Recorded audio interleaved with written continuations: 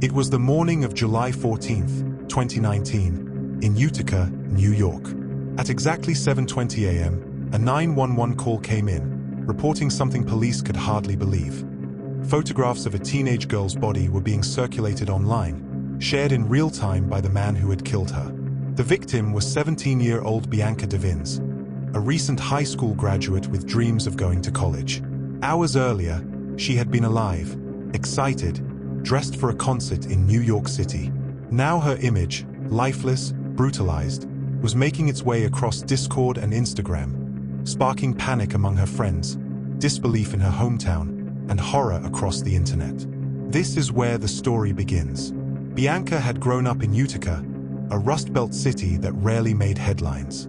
To those who loved her, she was a daughter and a sister, an artistic teenager who wrestled with anxiety and depression but had ambitions of studying psychology at Mohawk Valley Community College in the fall. To thousands online, she was more than a name, she was an aesthetic. With soft, curated selfies, pastel filters, and cryptic posts on Tumblr and Discord, Bianca crafted a persona that drew people in. She became a figure of fascination, open about her struggles, stylish, mysterious, sometimes playful, sometimes dark. Among the people drawn to her orbit was 21-year-old Brandon Andrew Clark, a man from Cicero, New York, whom Bianca had first connected with online. Brandon presented himself as steady, protective, someone who understood her. To Bianca, he was one of many friends in her online and offline circle. To Brandon, she was everything. Over time, he convinced himself their bond was more than friendship. In his mind, Bianca was his girlfriend, his partner, someone destined to belong to him. Bianca never encouraged this fantasy, and those closest to her later said she had been honest about what she wanted. Friendship, not romance. But Brandon didn't hear that. He heard rejection. And rejection, to him, was unbearable. On the night of Saturday, July 13th, 2019, Bianca agreed to go with Brandon to a concert in Queens. The artist was Nicole Dolanganga, a singer whose lyrics were drenched in melancholy, romanticism, and death, themes that resonated with Bianca. At approximately 7 p.m., Brandon picked her up in his black SUV, and the two made the nearly 3-hour drive downstate from Utica to New York City.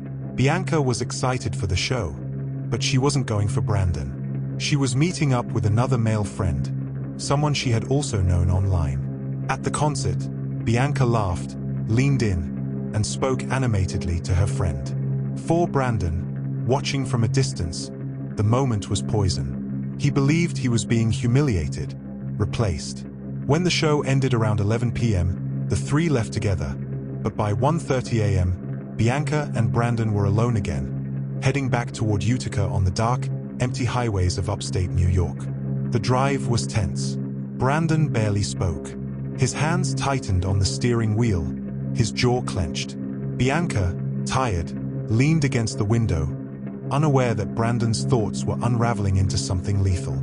As dawn broke, they pulled off into a quiet dead-end street near an abandoned building on Poe Street, just blocks from Bianca's home. The time was close to 7 a.m. on July 14th. What happened next was pieced together later from Brandon's own confessions and digital trail. Inside the car, the silence broke. "Brandon, can you just drive me back?" Bianca asked. "You think I don't see it?" he muttered. "See what? You with him, laughing, flirting, like I don't matter." "Brandon, we've talked about this. We're friends. That's it. You don't care about me at all, do you?" His voice rose, shaking. Bianca shifted in her seat. Her tone grew sharper. "I told you, I don't want anything more." That was it. In Brandon's mind, rejection had just been confirmed. At around 7:05 a.m., he grabbed a large knife he had hidden in the car. "No, Brandon, stop!" Bianca screamed, struggling against him. Neighbors later reported hearing faint cries, but no one came outside. In a matter of moments, Brandon had pressed the blade to her throat. In a final act of twisted control, he ended her life. Bianca Devins, at 17 years old, was gone. But Brandon wasn't finished. Instead of fleeing, he pulled out his phone. He angled the camera. He took a photo of Bianca's body, slumped in the back of the SUV. At 7:13 a.m., he uploaded it to Discord with a chilling caption. "Sorry, everyone. You're going to have to find someone else to orbit." The post spread instantly among the group servers where Bianca had been active. Some thought it was a sick joke. Others recognized the car, the street, the clothing Bianca had worn the night before. Panic set in. Friends sent frantic DMs. Some dialed police from states away, trying to explain that a girl in Utica had just been murdered. Then the image jumped platforms. On Brandon's own Instagram story, followers saw the same picture. Strangers began sharing it, reposting it, amplifying the violence. In minutes, Bianca's death wasn't just a private crime. It was public spectacle. Meanwhile, Brandon was still at the scene. He recorded himself beside Bianca's body, writing cryptic posts about how everything was her fault and about ending his own life. By the time Utica police tracked his location at approximately 7:30 a.m., Brandon had slit his own throat in a failed suicide attempt. Officers found him lying next to Bianca, blood pouring from his neck, the murder weapon still nearby. They disarmed him and rushed him to St. Elizabeth Medical Center under guard. But by then, the damage was irreversible. Bianca was dead, and the photos of her murder had already spread beyond anyone's control. This wasn't just homicide. It was a broadcast, and it forced the world to confront a chilling new reality. In the age of social media, death could be weaponized, grief could be multiplied, and a family's worst nightmare could be replayed endlessly across millions of screens. What happened in those early hours of July 14th, 2019, was not just the end of Bianca Devins' life. It was the beginning of a legal and ethical firestorm that would change how we think about crime in the digital age. When Utica police officers arrived on Poe Street at approximately 7:30 a.m. on July 14th, 2019, the scene was almost too surreal to process. In the driver's seat of a black SUV was the body of 17-year-old Bianca Devins. On the ground beside the car lay 21-year-old Brandon Clark, his neck bleeding from a self-inflicted wound. In one hand, he still clutched the phone he had used to broadcast Bianca's death to the internet. By 7:35 a.m., paramedics were rushing Clark to St. Elizabeth Medical Center, while other officers worked to confirm the identity of the victim. The first to be contacted was Bianca's family. For her mother, waking up that morning, the knock at the door shattered her world. In the hours that followed, she would learn that not only had her daughter been murdered, but images of her body had already been seen by thousands of strangers online. Even as crime scene tape went up around the vehicle, the photographs kept spreading. Screenshots bounced from Discord to Instagram, from Instagram to Twitter, from Twitter to Facebook. By 8 a.m., moderators in Bianca's online communities were begging users not to share the image, reporting links as fast as they could. But once unleashed, the photos were unstoppable. Each removal seemed to lead to 5 more reposts. Friends and family were forced into a digital nightmare. Bianca's younger sister Olivia was confronted by messages on Instagram containing her sister's death photo. Strangers tagged her, mocked her, told her to check on Bianca.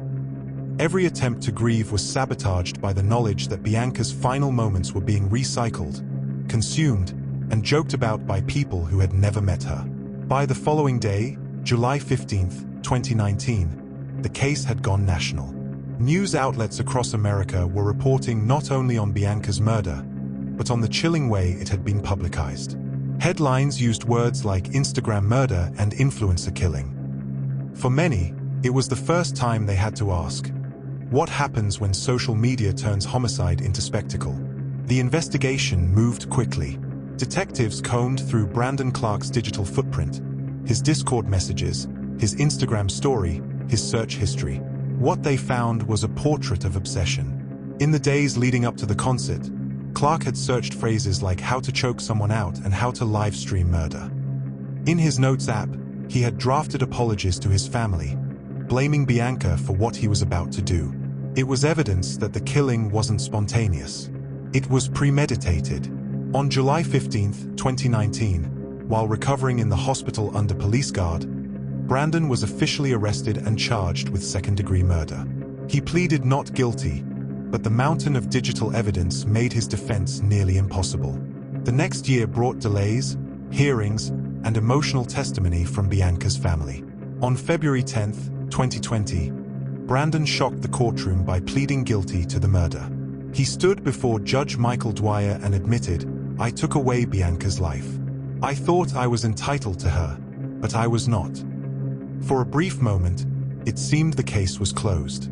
But months later, in July 2020, Brandon tried to take back his guilty plea, claiming he hadn't fully understood the deal. It was another twist in a case already defined by trauma. The judge rejected his attempt. Finally, on March 16, 2021, Brandon Clark was sentenced to 25 years to life in prison. He will be eligible for parole in his mid-40s, but the judge's words were clear: "Your act was an act of jealousy and control, and it has caused irreparable harm." For Bianca's family, the sentencing brought some relief, but not closure. The images were still out there, circulating like a wound that would not heal.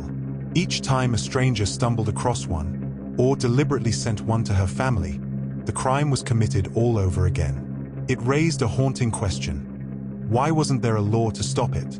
Out of that question came Bianca's Law, first introduced in 2020 by Representative Anthony Brindisi. The bill sought to force social media companies to take faster action in removing violent and graphic content, especially content connected to crimes. Bianca's family became outspoken advocates, arguing that no parent should have to watch their child's death become viral content. But the proposal faced resistance. Free speech concerns, the scope of regulation, and the sheer scale of content moderation left the bill stalled. As of today, Bianca's Law has not been passed, though it remains a rallying cry for activists who want social media companies held accountable. The legacy of Bianca Devins is larger than her tragedy. She was a young woman navigating the same digital world that millions of teens live in. A world where relationships are blurred between online and offline, where obsession can hide behind a username, and where even death can be replayed endlessly on a screen. Her story forces us to confront uncomfortable truths. How do you protect vulnerable people in a space designed to amplify attention at any cost? How do you balance free expression with the responsibility to prevent harm? And how do you give dignity back to a victim when the internet refuses to forget? Bianca was more than a headline. She was an artist, a dreamer, a sister, a daughter. And yet, because of one man's obsession and the limitless reach of the internet, she became something else. A symbol of how far technology has outpaced the law. Here at Crimes Uncoded, we're not just telling crime stories, the perfect murder, and the law that couldn't touch it.